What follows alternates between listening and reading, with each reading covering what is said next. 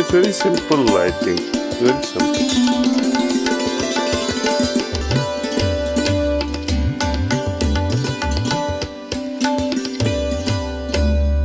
It's my proud privilege to be here at the Heartfulness Center in Kanha in Hyderabad. And I'm so proud. I mean, I live here and I didn't know that this wonderful place existed. So thank you so much for doing this for me. Welcome. I'm a seeker of well-being, and as a family, we've taken a decision that we have to keep people away from the hospital as much as possible. So in our healing journey, I have 3 questions to ask you. The first, I can't sleep peacefully at night because I'm always worrying about the well-being of my family and the fear of losing them as well. How do I deal with this? Well, it has become part and parcel of our existence. Imagine a moment when the universe was created for the first time, creation, and when all souls were separated from the source. That created the very first sensation, very first samskara, or very first impression of fear of separation. It's always the fear of separation. When a newborn is there, starts crying as soon as it's delivered into this world, it's the feeling of separation from that comfort zone. Right? Similarly, whenever something is happening that crosses through your mind and the danger is perceived, immediately the idea of separation comes. It has become interwoven with us somehow. Separation from loved ones, especially parents, or be it the children, or be the closest friends. So this is going to be there. Now, if you look for a solution, what is the solution then? See, Ramayana talks about if God has to give you the gift, that gift will have to be first and foremost abhayam, means fearlessness. It is only through right understanding that you are not only individual, but you are all interconnected, and there is nothing is going to take you away from this eternity of the soul that we talk about in religion. When we personally experience this eternity, indestructibility of the soul, then the fear will be gone. You will say, okay, what about my own death? You won't be afraid of it. Not that you invite it, but you won't be afraid of it. I'm not afraid of my own death. I'm afraid of my loved ones. The same thing will happen, that discontinuity will be there. Of course, we all worry. We are all human beings endowed with love and emotions. It's up to us how to go crazy about it or be pragmatic about it, see. Be practical about it, see. Something I can try to stop, something that I can prevent, somehow vaccinate against the situation, that's all I can do. More than that, I think we should limit ourselves in confusing with worries. More you worry, you will become helpless in actually helping the other person. You have seen the example of Manasi, right? Yeah. She went through a tremendous problem, right? Now, if you become miserable about it, start worrying about being fearful about it, you won't be able to help yourself or the others. Right? So first thing is I have to accept it. Only through acceptance I'll be able to find a solution. Okay, I have this problem, now let me find the solution. But if I remain bogged down with fear and anxiety, then I don't learn anything from that situation. That's amazing. Thank you. My next question is, how do I become wealthier? Which way? We saw today, money is not... It's not important. It is important, but it's not everything. Money is really important in life. Why? It's transactional. It is necessary for you want to buy a shirt, you want to buy a pen, you want to get food. It is necessary. You want to have certain choices fulfilled in your life. You want a proper, environment in your house. You want to educate your children. You want to have proper health care. To a certain extent, you do require finance. But does that make me wealthier? No. I need to have other qualities that will that can enrich my life. Richness is not only in finance. Finance is very much a need Besides that, I need to have greater qualities like, compassion, love, developing utter humility in oneself, that we are all interconnected and can work together and grow together. That is, I would say, truly a rich society flourishing together. But that's also wanting more things. So I want to be compassionate. It's my desires. And then we have to, this world tells us that we have to move away from wants and desires. So that's also a desire, right? Well, let's look at it differently. Let us say you fell down here in this place and you are all alone. Passers-by are just going around and not looking at you. Right? Then you'll say, oh, nobody has compassion. Right? So when you look at from that perspective, and other person is suffering and you help out, is this a desire? No, it's not a desire. It's my duty. It is humanity. That's what makes us human. Thank you. That's very well answered. My next question is, what will happen once I die? Why am I working so hard to do so much and give back? Why? Because they say that you can't take your wealth back to heaven. You can't do. So what's going to happen when I die? Then you'll die. And It's a long story. What happens after death? Depending upon the state of evolution of your soul,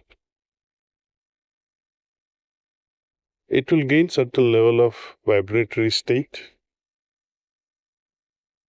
and it will reach out to that dimension matching those vibrations.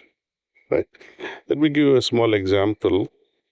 While you are flying, from above, what do you see? At a lower level, there are certain clouds. In the middle level, there are certain clouds. On the another level, there are certain clouds. Right?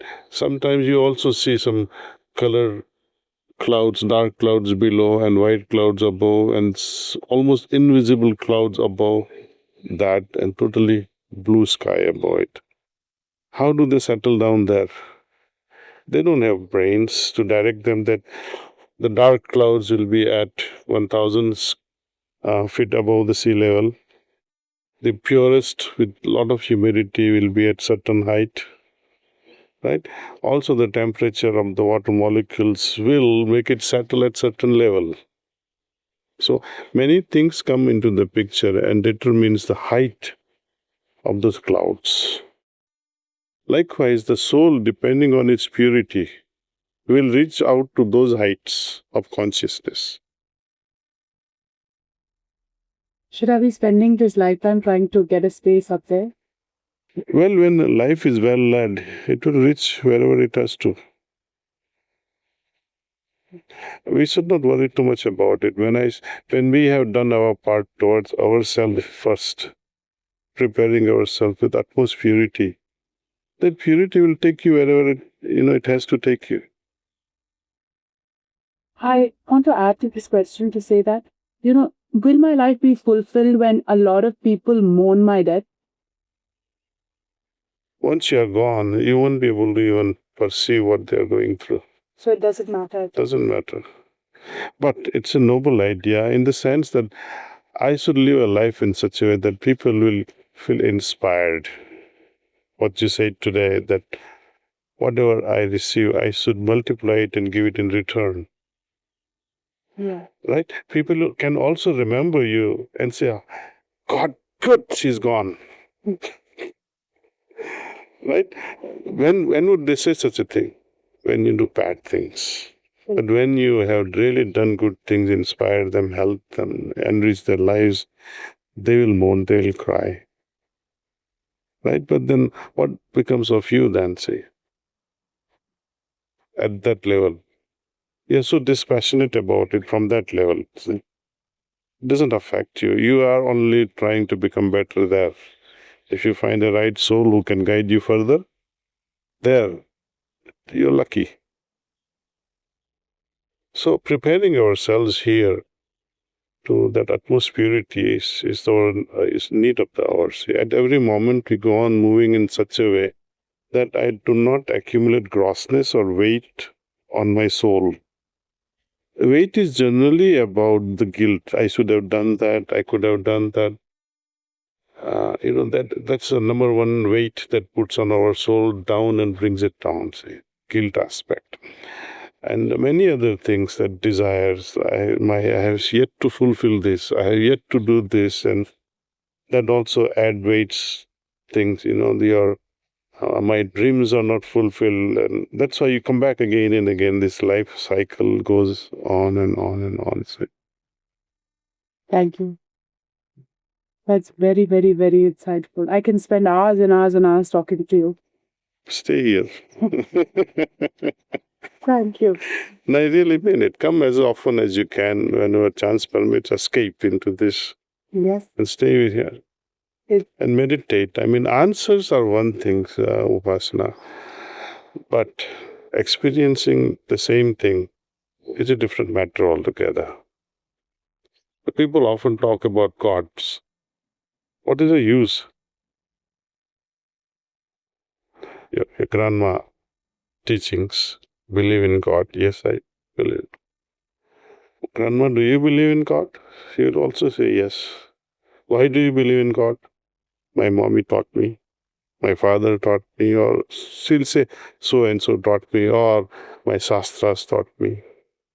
Our literature says so, our religion says so. But grandma, what about you? What do you say? Have you experienced? Then she'll keep scratching and she might even get angry at you. So why are you asking me these questions? To me, she is God. So the way she explains, yes. But yet, she will fall flat in saying, I have not experienced God. So, knowledge that God is, it's okay. But when this knowledge is actualized that God is and I do experience it, then this is what we call actualization of the knowledge. It is richer. It adds value to your knowledge. And that's what we are trying to do here, making people experience something higher than themselves. And each time, to the extent you can tolerate that level of height or purity.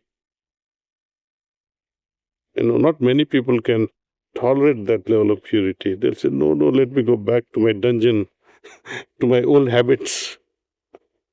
They get so they say, oh, I am not used to this level of purity. I need to, spoil myself, dance around, sing around, and all stupid things that we do. Then you feel normal. That's what today's world is about, see. So to the extent you can tolerate purity, God is not here to thrust purity into us, but we tolerate more purity, more will descend into our hearts. And this is how evolution carries on, see. Unless we evolve to those higher and higher levels, we keep coming back again and again, again and again. And God knows, who knows, next family may not be Apollo family. Right? The next family may be somewhere in Sheikh Kingdom. They will become Begum of someone. Anyway, just don't take me seriously, please. No. Very insightful and interesting. But so answer my question. I would like you to experience rather than getting answers. Yes, I do believe in that. Oh, okay. 25 minutes was a bit much for me this morning, but by the time I come back next time, I would be stronger to make. No, if you really want to do this, do it properly. Yeah. See, in order to get initiated into the system, you need to have 3 sessions with a trainer. Okay. Your grandma is there. She can personally devote time to prepare you. If you like somebody else as a trainer, I can provide you that also. So after those 3 sessions are over, then you can start meditation on your own. Yes.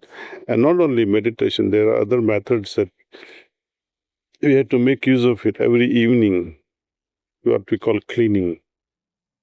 So knowingly or unknowingly, we go on accumulating.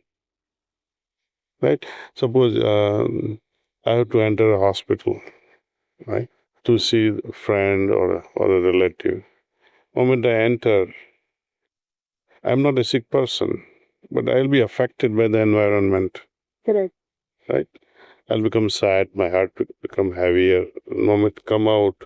Depending upon the condition of the patient I came to see, I'll move around like that. I have carried something in my heart. See?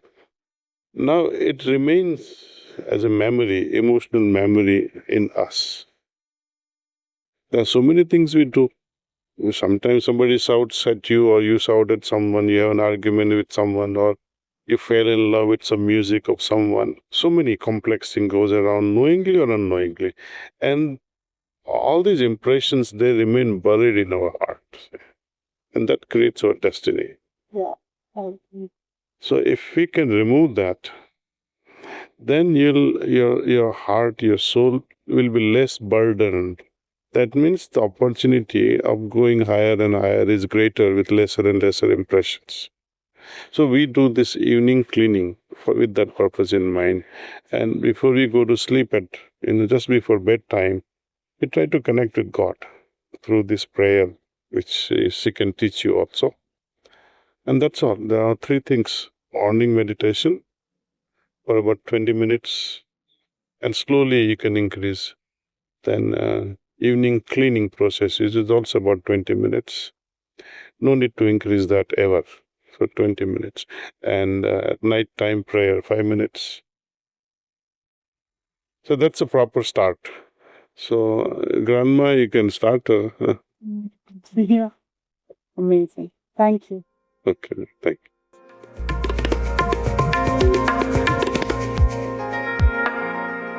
So it's very simple, I think. It's very simple.